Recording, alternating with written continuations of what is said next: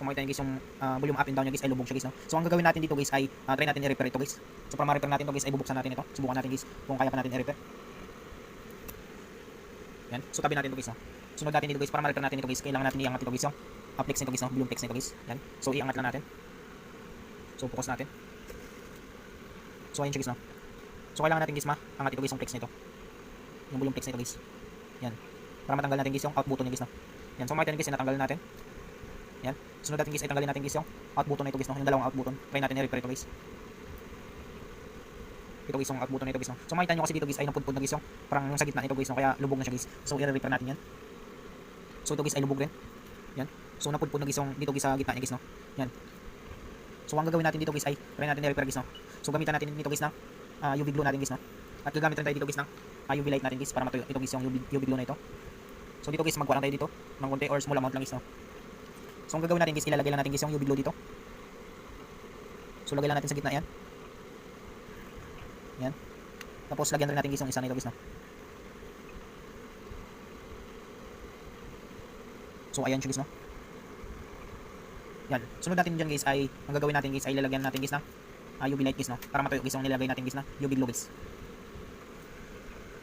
So patuyuin lang natin yan sila guys. Yan. So wag masyadong guys, no? Wag masyadong itapaton kasi pwedeng masunog guys kapag malapit guys yung UV light na yan guys. Kaya niya kasing sunugin niya guys, no? Or kaya niyang tutunawin guys, kaya mahirap kapag ma-damage guys yung buto niyan. Wala tayong pamalit guys, no?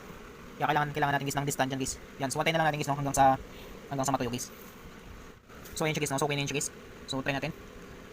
So tuyo na yan siya guys, no? Mga 1 or 2 minutes guys. So depende guys kung gaano kakapal guys yung nilagay nyo guys na UV glue guys, no? So sa atin guys, konti lang naman guys yung nilagay natin guys na UV glue, kaya 1 minutes lang guys. Yan. So kung ano guys ay matigas na ito guys yung nilagay natin guys sa gitna na ito guys na UV glue na ito guys, no?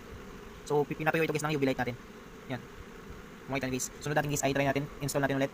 So balik natin guys sa housing niya guys, no? So dito guys ay ingat kayo dito guys, pwedeng maputol ito guys yung volume flex nito guys, no? So kapag naputol ito guys yung volume flex nito ay hindi nagagana guys yung volume button guys, no?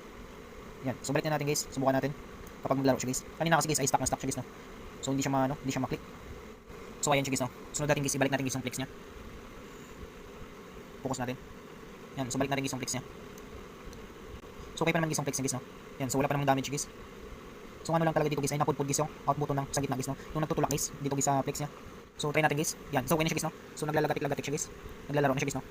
Yan. So hindi na siya guys, no? Yan. Kung marinig nyo guys ay naglalagatik siya guys. So hindi na siya lubog guys, no? Kung makita nyo guys. Yan.